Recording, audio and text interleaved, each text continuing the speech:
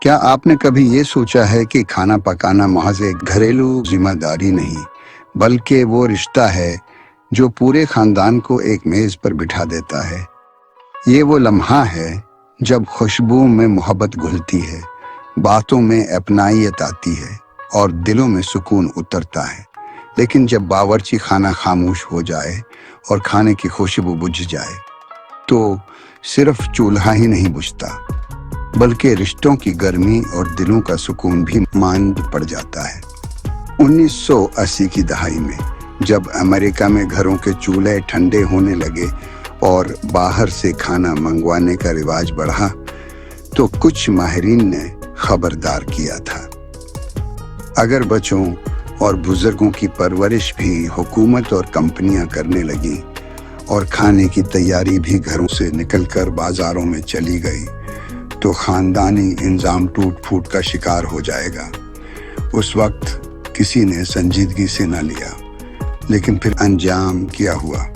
1971 میں 71% گھرانوں میں میاں بیوی اور بچے ایک ساتھ رہتے تھے۔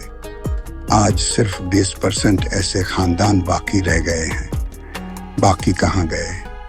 نرسنگ ہومز، اکیلے اپارٹمنٹس اور تنہائی کی قید خانیاں۔ اعداد و شمار چیخ چیخ کر بتاتے ہیں 15% خواتین اکیلی ہیں، 12% مرد تنہائی کا شکار ہیں، 41% بچے بغیر شادی کے پیدا ہو رہے ہیں۔ پہلی شادی میں طلاق کی شرح 50%، دوسری میں 67% اور تیسری شادی میں 74% ہے۔ یہ سب حادثہ نہیں، یہ قیمت ہے باورچی خانہ بند کرنے کی، کیونکہ گھر کا کھانا صرف غذا نہیں، یہ محبت ہے، ربط ہے، خاندان کا جادو ہے۔ جب خاندان ایک ساتھ بیٹھ کر کھاتا ہے تو دل قریب آتے ہیں، بزرگوں کی باتوں سے حکمت پاتے ہیں، رشتوں میں نرمی اور اپنائیت جنم لیتی ہے۔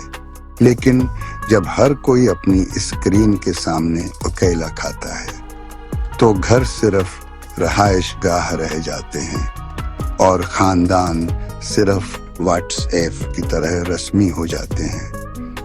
اور باہر کے کھانے، ناقص تیل، مصنوعی ذائقے، فاسٹ فوڈ کا نشہ، زیادہ قیمت پر کم معیار، نتیجہ موٹاپا، ذیابیطس، دل کی بیماریاں، کم عمری میں بلڈ پریشر، اور پھر دوائیوں کی کمپنیاں صحت بیچنے کے کاروبار میں ہمیں غلام بنا لیتی ہیں۔